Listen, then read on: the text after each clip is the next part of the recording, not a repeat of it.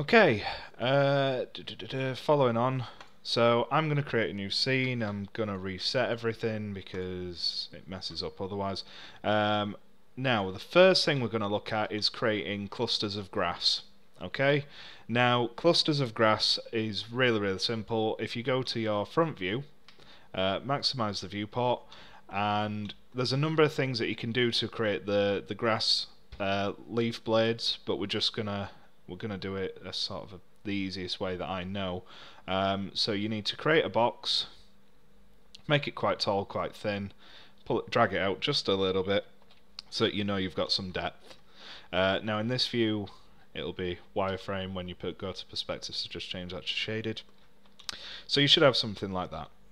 Now if you go back to your front view, turn on edge faces, and what we can actually do without adding any modifiers is actually just increase the height segments, although I don't think it's height segments for this angle because we did it from the front view. In this one it's length segments. Yeah. Not quite sure why it's not rendering properly straight away. I'll sort that out later. Okay, anyway, so you can see that we've added in some edge loops around the model. If I go to perspective, you can see it should go all the way around. Okay. Now, leaf blades are generally sort of quite thin on the bottom, get a bit fatter towards the middle, get a bit thinner on the top, but it depends. It depends on what type of grass you want to make. You know, if you want to make really standard grass, you can just sort of make it really thin at the top, for example, and just make it get a bit fatter as it goes further down the leaf blade. Now you can, this is completely up to you. You can do it however you want. I personally prefer it like that. It not necessarily accurate, correct for most part, but you know, it's just the way I like to do it. Now, one thing you want to do is definitely not weld anything at the top to make a point, just because we're going to create an edge loop going down later on, and we're going to do a bit of editing. We want to make sure we can actually work with this, but what you want to do just to get started is going back to your perspective, shrink it down so it's actually a really thin leaf blade, as you can see, like so. And what we're going to do is create some edge loops to help maintain this shape but add some curvature. So we're going to select an edge, either shift click or select an edge and hit ring, and it should go all the way around the model. Now we want to go down the edit modifier and use connect. Now for this one we want to use two lines, and we're going to pinch them to spread them really far apart from each other, and then accept that. So what you should have is four lines, well, two lines going right the way around, really close to the edge. You want to do the same for this one, so sorry, if I just select this edge along the thinnest part, hit ring and connect. Now it's got the previous settings, which is set to 91. The only thing you'll notice is though it's obviously a lot closer because of the shape and the scale of things, so maybe bring the pinch down just a little bit. Okay. And what should happen now, if you click your edit poly off, if you select something in here, select a vertex, for example, like so, and then just click why isn't it doing it? Alright, it's not going to do it because I'm trying to show it. I'll see if I can get it to work. So I've selected ignore that. So I've selected these vertices. I go down my modify list, I choose Turbo Smooth. Okay? Now what you will notice is this little icon here that's a few little dots. That represents vertices or vertexes. Now you want to avoid doing that, applying any modifiers on top of Edit Poly, because although it seems to have worked well with Turbo Smooth, if you apply certain other modifiers it will stop it from working, or it'll only work on the selected vertices, edges, polygons or whatever. So just to come off that, you select your edit poly, and as you can see it went straight to vertex, and you just click on edit poly, and it deselects everything. As you can see, the 3 dots have disappeared. Now, Turbo Smooth helps smoothing off a lot of the edges, creating a nice easy shape. You can increase the iterations, but please bear in mind that your computers have to be able to handle this. So, you know, when you're doing this, just maybe keep an eye on your poly count. I mean, one leaf blade, 9,000 polygons, it's not really efficient. What you can do though, just to sort of help out with your viewport, is if you click this isoline display, it just reduces it back and just shows you the original sort of model shape, like so. And what I want you to do, just very quickly, is apply a bend modifier.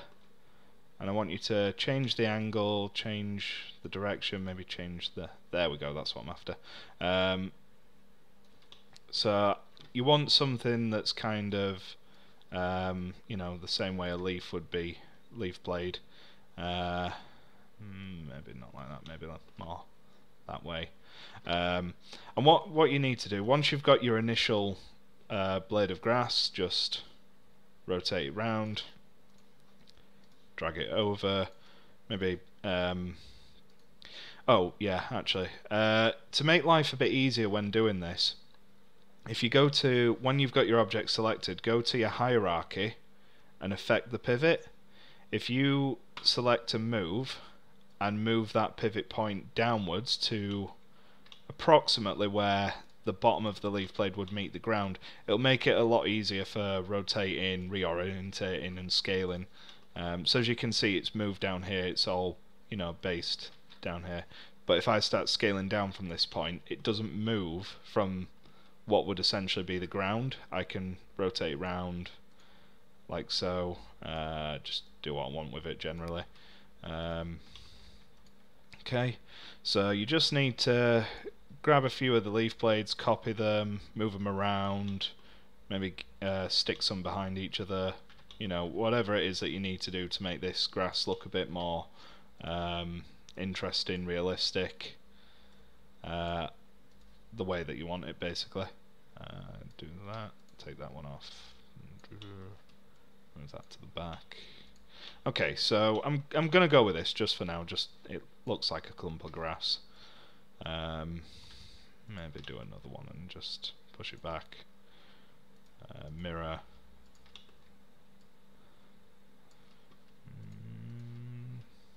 Scale it down a bit.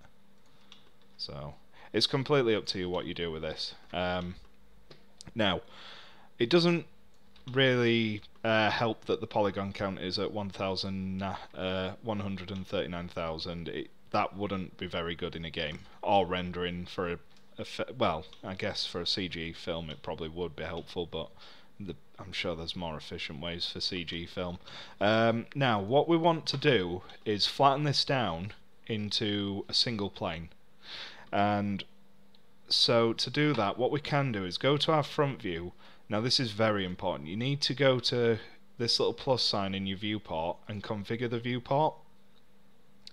And if you just get, there's a tab called Save Frames, and just show it in this viewport, it'll show you what will render and what will not. Okay, whatever's in this yellow box will show up in the final render. And I want you to just get it as close to the grass as you possibly can, and then just press Ctrl C. And it's not going to do it for me because I want to show something. If you press Ctrl C, it should create a camera. It might be because I was in the front view. Yeah. So click, just change quickly to, if you didn't see that, change quickly from your front view. Just hide the camera. From your front view to perspective, press Ctrl C. Press Ctrl C without the other thing selected, and you should see it changes to physical camera or physics camera, I can't remember which it is, and just scroll the camera out. Now that is really helpful to keep there, because it means that when you're moving around, when you're messing around with your viewport or your 3D model or changing anything, you can always press C, select your camera and go back to the exact same angle, this is going to be helpful for the final rendering for the flat plane. However, just for now, we want to hide the camera. I'll just drag that out so you can see. We want to hide the camera. What we need to do is make the grass green and then project it onto a flat plane. I'm just going to move that back because it's overlapping at the front and I don't want that. So, if you select all of your leaf blades, go to the material editor, apply, assign material to selection, your first one. Yeah, if you select none on the diffuse and select a gradient map, what you should get is these three colours. If you just hit that just to show it, and really that you should be seeing sort of a black towards the top, blended into a light towards the bottom. Now, obviously, get some reference images of grass by all means. Do the best job you can. For the sake of this, I'm gonna sort of ignore reference and the rule for reference, just to make it a bit quicker. Let's see, make it really dark at the bottom. It's kind of there. So you should be able to see sort of a colour change. Now, because you've applied a bend, you will notice this weird sort of shadowing feature. Fingers crossed, if I UV map it, yeah, there we go. If you UV map it, it should sort it out, or you can do it via box and make it fit and whatever, but the way that it starts off with plain R seems to have worked quite well. We've got a bit of variation in colour. That's fine. So, now, if you go back to and render, you've got your bit of grass. Now, the thing that I need to do is, if I just go to my front view, because we want to create a plane, but want to create it on this axis so that it's sort of flat, standing straight up. Create a planar, colour it black, and then in your top viewport just move it behind everything, and then select all of your grass, and you can keep it green for now. Actually, we'll keep it green because we'll use that as part of our diffuse texture. So if you hit F9, it's giving me an awkward shadow. Don't really want that. Okay, we'll do this a different way. So, perspective, full viewport. Right, so we're going to flatten these sets of grass blades to this plane.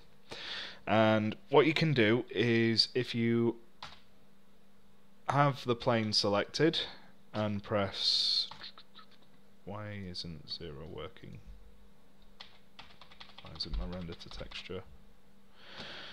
Okay. Yeah, it's there. Well, where's my render to texture option gone? Strange. Let me just minimize this and check my screen resolution. No, it's not got two screens. Huh. That's very strange. So basically, when you hit this render to texture option, it is supposed to bring up a window, but for some reason it just isn't. I'm going to pause the video and then I'm going to come back to that.